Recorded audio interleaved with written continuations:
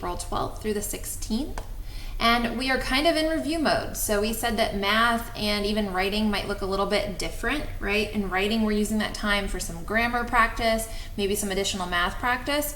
Well, in math, we've also finished all the topics in Envision. So this week, we're going to try something a little bit different. We have something called the 45 Days to FSA. So we're using problems taken from that our school district put together for us to use while doing e-learning. So when we open up Monday's folder, you can see that there is an independent practice page right here to print and complete.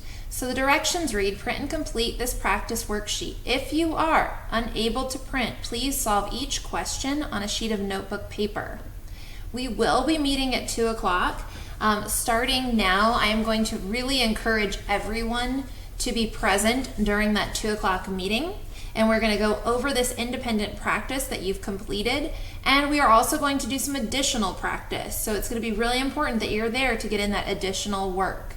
When I open up this worksheet, hopefully you guys can see it here on the screen, I have made the worksheet to a page. So you can see there are usually 9, maybe 10 problems. On this day, there are 10 problems.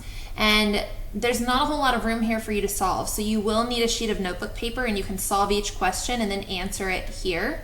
But we're going to go through these 10 problems and then do some additional practice each day.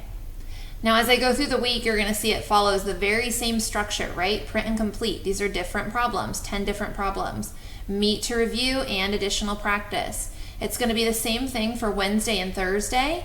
And then on Friday, you're going to do one for a classwork grade. So we are not going to meet on Friday, and there's nothing for you to print. You're just going to pull up this FSA review work on Schoology, and you're going to complete that on Schoology for a classwork grade. I will not be able to reset these for you, so please take your time, do your best, and please solve each question on a sheet of notebook paper. Let me know if you guys have any questions about this week in math.